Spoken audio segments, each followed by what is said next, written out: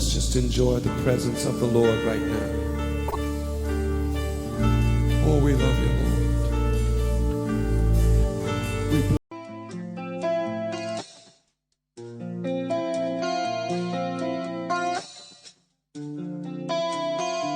Oh, let's just enjoy the presence of the Lord right now.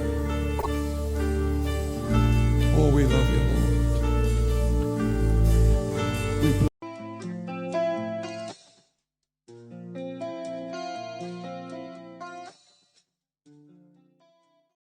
Pourtant, chacun a son don selon Dieu. Il n'y a pas de différence. Toi et moi, il n'y a pas de différence. La seule différence qui puisse s'imposer, c'est quoi? C'est le degré de la vie de consécration que chacun puisse mener par rapport à son ministère. C'est la seule différence. Si toi tu pries 2 minutes par jour et que l'autre il est là, il prie 10 heures sur 10 par jour, comment tu veux que vous deux, qu'est-ce que tu veux qu'on dise de vous deux?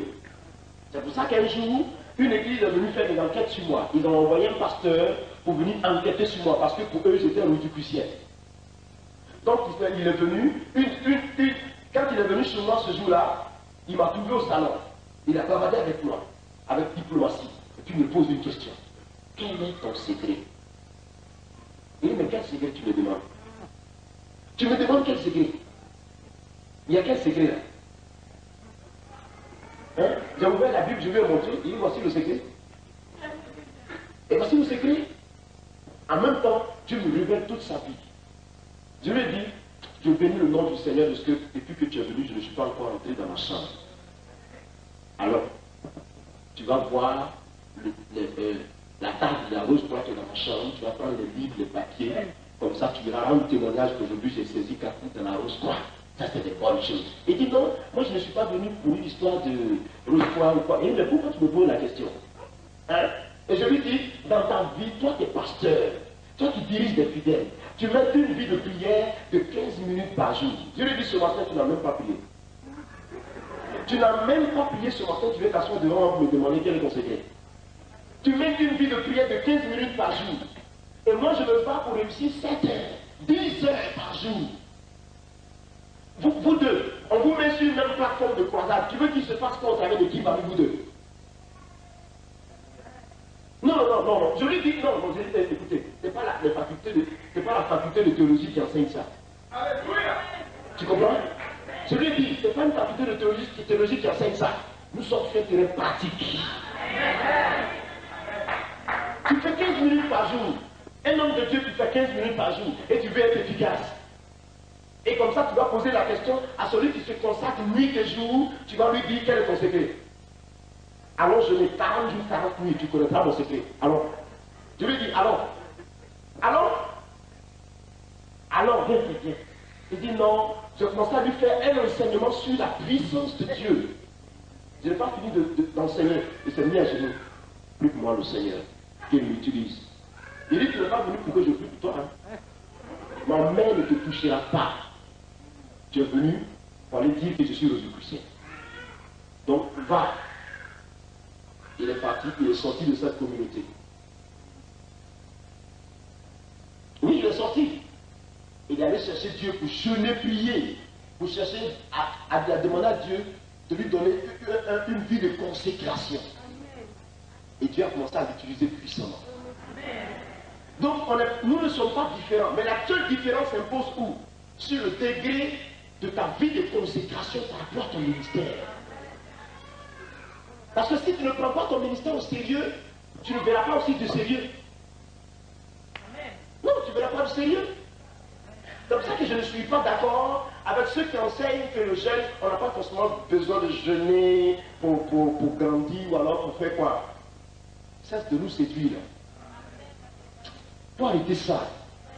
Si on ne devait pas jeûner, la Bible n'allait pas parler du vrai jeûne en Ésaïe 58. Et Jésus, en Matthieu chapitre 6, n'allait pas parler également du jeûne. Jésus lui-même a montré qu'il fallait jeûner. Entre nous, le roi des rois, le Seigneur des seigneurs, il avait besoin de jeûner. Lui-même qui était Dieu. Et s'il a fait, c'est pour nous enseigner. Parce que je vous dis de passage, un chrétien qui ne jeûne pas, il est faible. La chair brille sur lui. Je ne vous mens pas. J'ai vu la gloire de Dieu dans ma vie.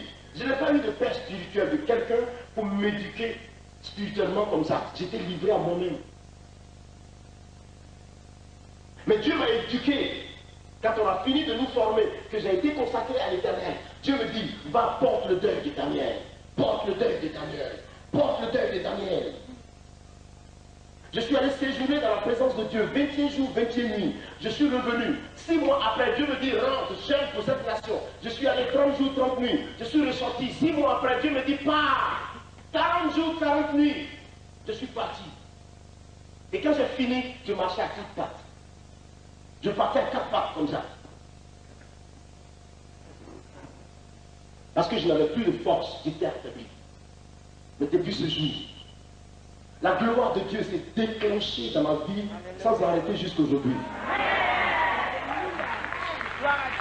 C'est pour ça que je ne supporte pas les enseignements où on dit aux gens, non, vous n'avez pas besoin de jeûner. Toi-même, si tu ne peux pas jeûner, tu le sais. Même Paul, l'apôtre Paul, sur la mer sur laquelle il est difficile de voyager si on n'a pas mangé. Paul jeûne pendant 14 jours. Suivi de Max. Il était à bout. Ils ont jeûné, le Saint-Esprit est descendu. Quand le chrétien jeûne, tes voix sont appelées à l'Éternel. Vous voulez mener le combat comme ça, vous voulez gagner, et vous n'avez pas envie de devenir spirituel. Il faut être spirituel. Le jeûne est aussi spirituel. Le chrétien doit se dire que le jeûne fait partie de la vie du croyant. Non, le jeûne, ce n'est pas une circonstance. Jamais. C'est faux. Ce n'est pas une circonstance. Non, le jeûne n'est pas circonstanciel. Le jeûne fait partie de la parole de Dieu. Dieu aime quand le chrétien jeûne. Quand le chrétien jeûne, il connaît de grands résultats. Vous voulez vaincre Satan et vous êtes charnel. Vous voulez vaincre Satan et vous êtes assis dans la chair. Vous ne savez pas que plus le chrétien jeûne, plus la chair meurt et plus l'Esprit de Dieu prend le dessus. Amen, amen. Tous les jeûnes que j'ai faits par la grâce de Dieu, j'ai toujours vu le résultat avant de sortir. Pendant que je suis dans le jeûne, ce que j'ai demandé, c'est déjà accompli. Amen. Amen. Amen.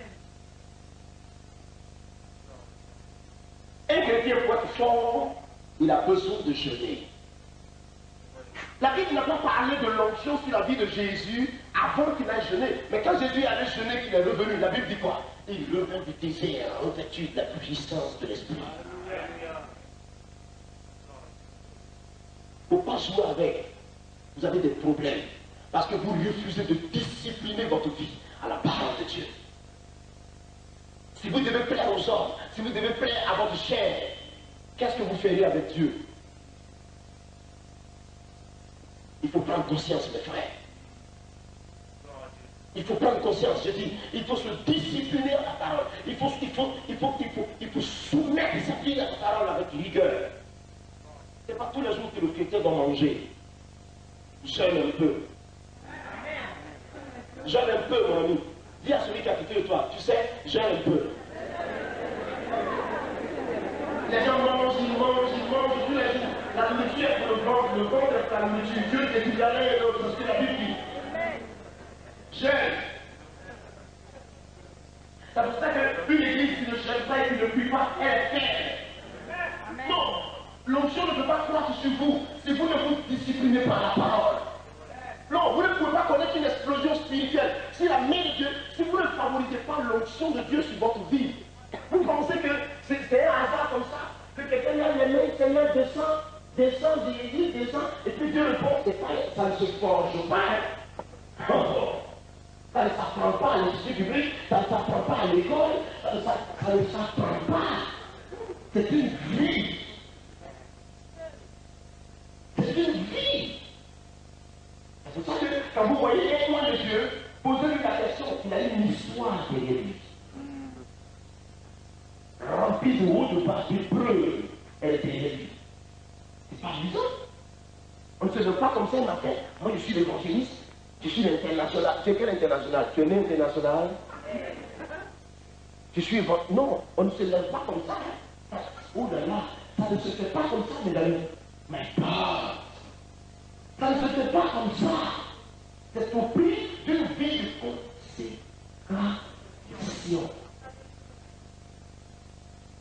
Tout le monde rit, c'est toi qui pleures. Tout le monde mange, tu ne manges pas. Tout le monde dort, tu ne dors pas. Tu comprends? Tout le monde joue, toi tu ne joues pas. Pendant que les gens dansent, tes larmes, tu as tes larmes aux yeux. Pendant qu'ils sont en train de manger, tu es tous les jours à genoux comme ça, coupé. Au pied de la montagne de Jésus. Je vous dis la vérité. Vous pensez que le succès arrive comme ça dans le Seigneur? Le succès n'arrive pas si tu ne te sous-disciplines pas à Dieu. Il faut se discipliner. C'est une rigueur. C'est une rigueur. Non, parce que vous êtes en France ici, vous avez la vie toujours, la vie est simple. Rien n'est simple. Jésus, pour sauver l'humanité, a payé le prix. Toi aussi, si tu veux faire mieux, paye le prix. C'est vrai. J'ai vu la puissance de Dieu. J'ai vu l'onction de Dieu. Tu ne peux pas me blaguer par rapport à l'onction. J'ai vu Dieu soulever des foules. J'ai vu la puissance de Dieu mettre à terre une foule de 2000 personnes par une seule commande sur le Saint-Esprit. J'ai vu, je suis arrêté, mais m'entendu, je vois tout le monde depuis devant jusqu'à derrière, plus de 1000 personnes à terre dans la même minute. J'ai vu les morts ressuscités à la gare, en pleine gare, on m'emmène un mort, ressuscite-toi, il se lève. J'ai vu, mais ça ne s'inquiète pas comme ça. J'ai vu la gloire de Dieu, j'ai vu, il est assis, paralytique, tu ferais mieux de me suivre selon les règles de la parole. Il se lève, me suit, nous marchons, nous partons. J'ai vu ça. Une femme enceinte depuis 14 mois qui n'arrive pas à enfanter, sous le coup, depuis amenée à l'hôpital, elle enfante un gros garçon. On parle avec elle, les 10 minutes qui suivent, elle est enfant mère. J'ai vu ça. Une vieille femme de 60 ans, je lui dis, je suis enceinte. Non, elle est enceinte en ce moment, elle est prête, elle va accoucher. Vous jouez avec la puissance de Dieu, on ne joue pas avec la puissance du Saint-Esprit. C'est pour cela que quand Dieu se manifeste dans votre vie, la règle du jeu, c'est l'humilité. La plus totale. Je ne viens pas à Paris ici pour dire, si mon capuche n'est pas arrivé à Paris ici, les gens ne peuvent pas être délivrés. Qui sont d'où? Dis-moi à celui qui est à côté. Qui sont d'où? Grâce de Dieu. Parce que Dieu le veut, il l'a fait. Mais je vous dis que j'ai vu. Pour dire quoi? Pour dire que quand vous cherchez Dieu, il vous répond. Quand vous le cherchez, il vous répond. Il dit, cherchez-moi, vous me trouverez. Je me laisserai trouver par celui qui me cherchera. Il a dit, cherche-le, il va le trouver, mon ami. Dieu se cherche. Le Dieu que nous prions, le Dieu que nous adorons, le Dieu que nous prêchons, il ne se conçoit pas. Il ne s'admet pas comme ça, il ne se conçoit pas, il n'est pas une ironie. Il se vit, il se démonte. Si A plus B égale à B, ou alors à AB, si 2 plus 2 égale à 4, avec Jésus, quand tu fais telle chose et telle chose, le résultat est tant aussi. C'est clair. Ah oui. Ça, j'en suis convaincu. On ne peut pas me détourner de ça. J'ai vu les miracles de Dieu. Mais ça ne tombe pas du ciel comme ça, mon ami. C'est au prix d'une vie de consécration. Consacre-toi. Parce qu'il n'y a personne qui se consacre sans voir la gloire de Dieu. C'est pas possible. Une femme est morte, elle devait accoucher. L'enfant est né, elle est morte dans son ventre, elle-même, elle est morte avec lui. Elle est morte plutôt avec lui. Tout le monde était rassemblé pendant qu'on me persécutait. J'ai dit, écartez-vous, je veux parler à cette femme. Je veux lui parler. J'arrive là, femme. Reviens à la vie, enfant, sort. La puissance de Dieu visite le corps. Elle crie, waouh! Le bébé n'est mort, elle est ressuscitée. Il est ressuscité à son tour au nom de Jésus de Nazareth. Les deux vivent aujourd'hui.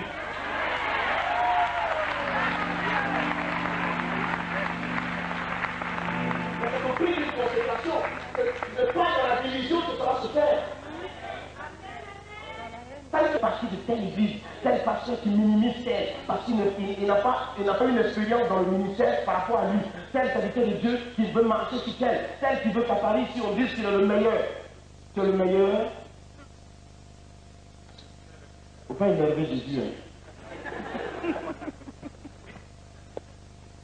Les chrétiens feraient mieux de rester dans leur coin, de se lever pour frapper Satan et retourner dans leur secteur. Tu frappes un coup et tu rentres la tête, tu ressors la tête, tu frappes, tu la rentres, tu ressors, tu frappes. Le temps où tu frappes, moi, Satan me plus.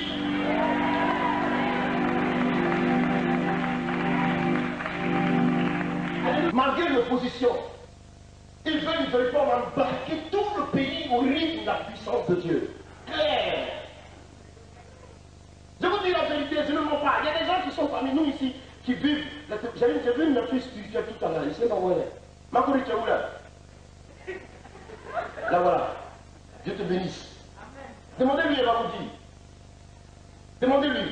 Tu étais à cette croisade là, non? À Makori Chankrou. Lorsque le Saint-Esprit pousse, il fait pousser le bras d'une jeune fille. La main était courte comme ça. Dieu fait sortir la main. Ouf. Et la main est plus longue que l'autre. Je lui dis, tu as vu où elle est devenue très géante. Est-ce que tu crois que l'autre main peut sortir pour s'ajuster à l'autre? Elle dit non, pasteur, c'est bon. Vous savez pourquoi elle disait ça? Parce que quelqu'un qui a vécu dans le désespoir quand même des années, ma main est sortie, mon ami, laisse ça comme ça. Même si c'est bon comme ça. Donc je lui dis, je te comprends, mais accepte seulement parce que Jésus est prêt à faire pousser l'autre main. Elle dit d'accord. Lorsque je commence à prier, la main pousse. Et les deux mains deviennent juste comme ça. De tels miracles, Dieu est en train de produire de tels miracles dans le monde. Le temps du grand réveil est arrivé. Vous devez vous réveiller. Ça suffit. Cessez de dormir. Ça suffit là. Oh! On passe sur la plateforme de l'hôtel Ivoire. Le gars marche comme ça. Un louba d'Abidjan. Louba, il frappe tout le monde dans le quartier de Cogodi. Il chicote tout, il frappe, musclé comme ça. La parole connaissance sort. Quelqu'un est là-bas dont le pied est court. Dieu veut le guérir aujourd'hui. Il se lève, il arrive. Il marche comme ça. Parce que l'autre pied est court par rapport à l'autre. Je lui dis, tu crois? C'est Denis qui a filmé. Le voilà, le même Denis qui est là aujourd'hui. C'est lui qui avait filmé ça. Tu crois que Dieu peut faire sortir ton pied? Oui. Tu crois que Jésus est le Fils du Dieu vivant? Oui. Tu crois que sa puissance est ici pour te guérir? Oui. Tu crois qu'il est ton sauveur? Oui. Si tu le crois, pied, sort. Patate. Le pied a poussé. Il a cogné le sol.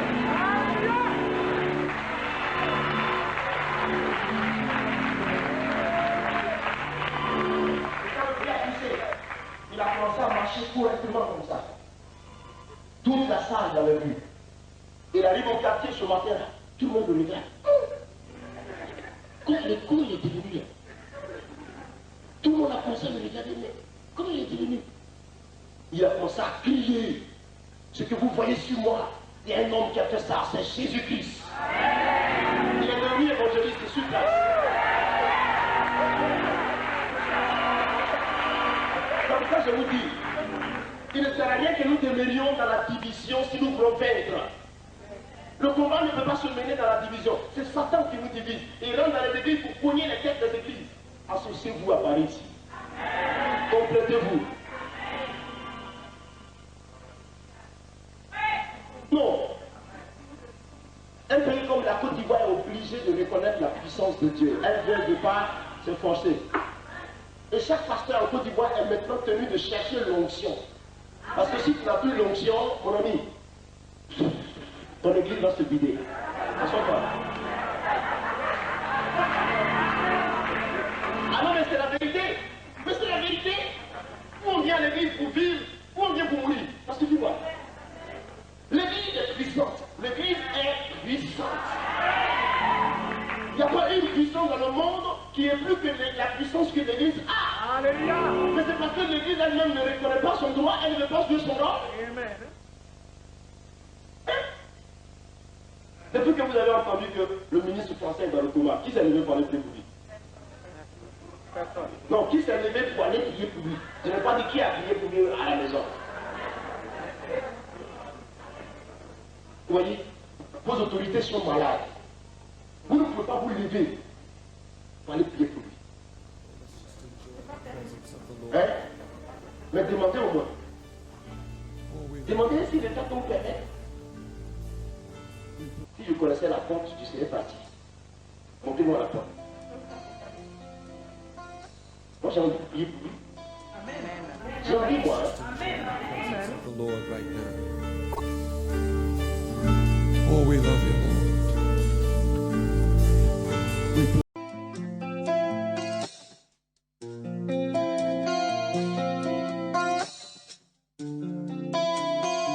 Oh, let's just enjoy the presence of the Lord.